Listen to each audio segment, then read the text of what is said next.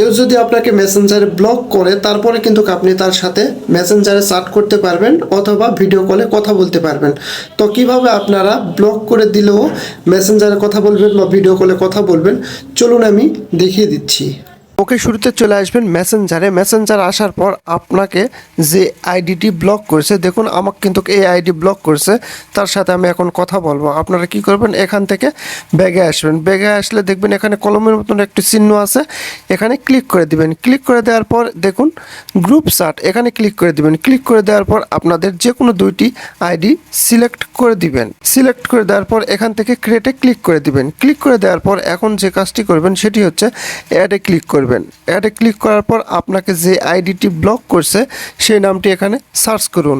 Search করার পর দেখবেন যে ওই আইডি চলে আসবে, এখান থেকে একটি টিক দিবেন, দেওয়ার পর অ্যাডে ক্লিক করে দিবেন। তারপরে আপনাদের কি করতে হবে, এখান থেকে আই বাটনে আবার ক্লিক করবেন। ক্লিক করার পর এখন আননোন যারা অ্যাড আছে তাদেরকে রিমুভ করতে হবে। তাদেরকে রিমুভ করার জন্য তার আইডিতে ক্লিক করবেন। ক্লিক করার পর এখানে দেখুন রিমুভ ফ্রম গ্রুপ চ্যাট, এখানে ক্লিক করে দিবেন। তারপরে এটাও এভাবে রিমুভ করে দিবেন। এখন কিন্তু আপনি আর সে কিন্তু গ্রুপে অ্যাড আছেন, এখন আপনাকে ব্লক করে দিছে। তারপরে কিন্তু এই গ্রুপের মাধ্যমে আপনারা কিন্তু তার সাথে চ্যাট করতে পারবেন। That's it.